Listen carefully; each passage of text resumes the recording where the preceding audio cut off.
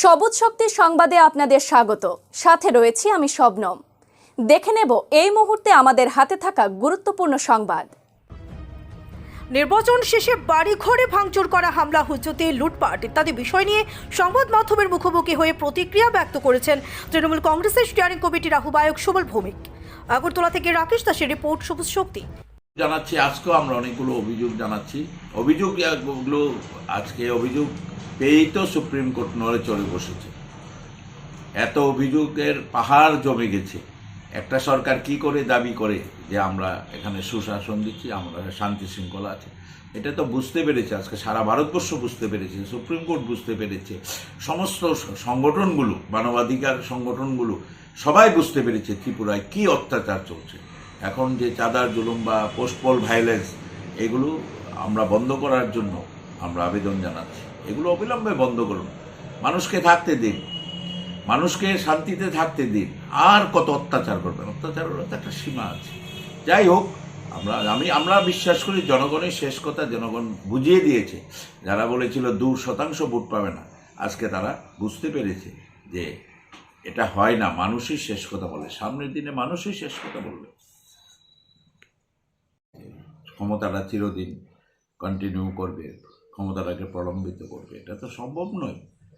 বুঝতে হবে মানুষকে, কারণ আমরা প্রথম থেকেই শুনতে পাচ্ছি তৃণমূল 2% ভোট পাবে না। বিশেষ করে গত 3 দিন বিভিন্ন সার্ভে, বিজেপির সার্ভে রিপোর্ট তৃণমূল 2% পাবে, সিপিএম দ্বিতীয় স্থানে আসবে এবং সিপিএমকে দ্বিতীয় স্থানে আনার জন্য আপ্রাণ চেষ্টা করেছে।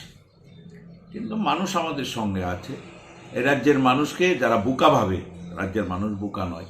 হয়তোবা এই ছাপ্পা ভোট রিগিং, এই ধরনের ঘটনা, এই ভয়ঙ্কর সন্ত্রাস, এইগুলোকে মানুষ, সাধারণ মানুষ, শান্তিপূর্ণ মানুষ এগুলোকে প্রতিহত করতে পারেনি।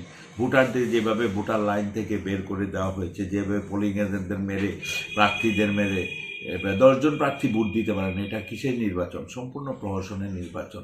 এই পরিস্থিতির পরেও সাধারণ মানুষ, তাদের উপর যেভাবে অর্থনৈতিক জুলুম চলছে, টাকা দিতে হবে, এটা কোনো লাগামহীন, কোনো সংগঠন না, কিছু না, লাগামহীন। সবাইকে যা খুশি করার যে একটা অধিকার, স্বাধীনতা একটা সরকার দিতে পারে, একটা রাষ্ট্রীয় ব্যবস্থা আছে। সরকার থাকে, সব দলের লোক থাকবে, বিরোধী দল থাকবে, সব দল থাকবে। সরকার সরকারের কাজ করবে, তার রাজধর্ম পালন করবে। এখানে কিন্তু রাজধর্ম পালন হচ্ছে না। শাসক দল প্রতিনিয়ত মানুষের উপর অত্যাচার চালিয়ে যাচ্ছে।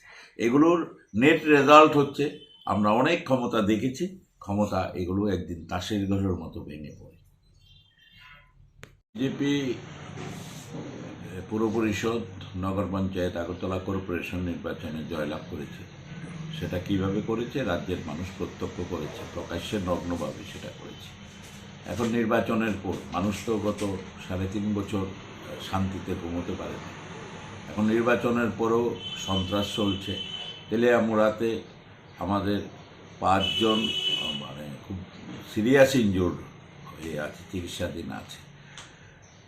লেম্বুছড়াতে আমাদের একজন কর্মীর বাড়ি ভেঙে গুড়িয়ে দেওয়া হয়েছে এবং গতকালকে 10 নম্বর ওয়ার্ডে অনেকগুলো বাড়ি ভেঙেছে, সন্ত্রাস হয়েছে।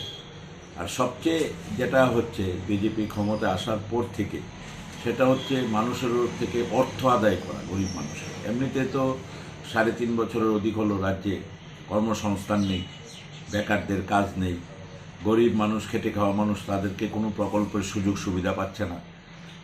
এই উন্মাদনার মধ্যে মানুষ বেঁচে আছে।